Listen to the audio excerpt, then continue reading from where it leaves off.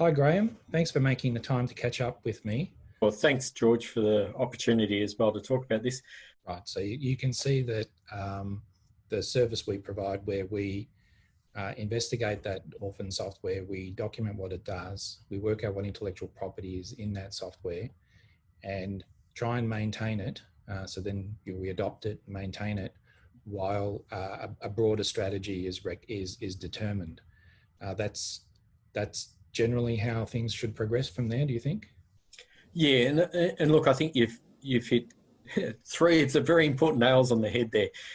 In those moments where suddenly the orphan software becomes exposed, and it becomes exposed as a hold up preventing something to happen, there's that immediate need. So what do they need to do to unblock or to enable whatever that orphan piece of software is stopping? And that might be a broader program. It might be a change that they need to implement for them to adapt to a business process that's altered.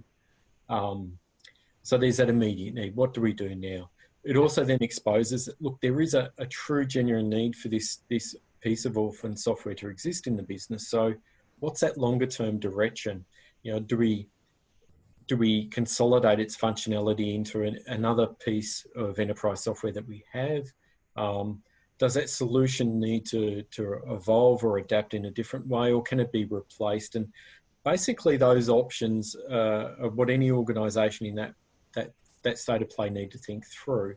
But they've got that first time pressure, so they need to do something immediately to get the thing working again, or to be enabled whatever the orphan software is preventing a change around.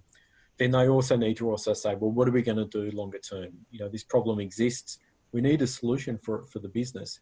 How are we going to go about that? And then the third part of, well, how do you actually do that? If this software might quite easily, and I've seen it many times, it could be 10 years old. It's hard to imagine, but these pieces of software can exist in organizations for decades before this critical moment comes. And so the knowledge of how it works isn't there. And so when you go to look for someone to help, that can be a real challenge as well. The technology ages quickly in IT, and it may not be a skill set you can find readily in the market.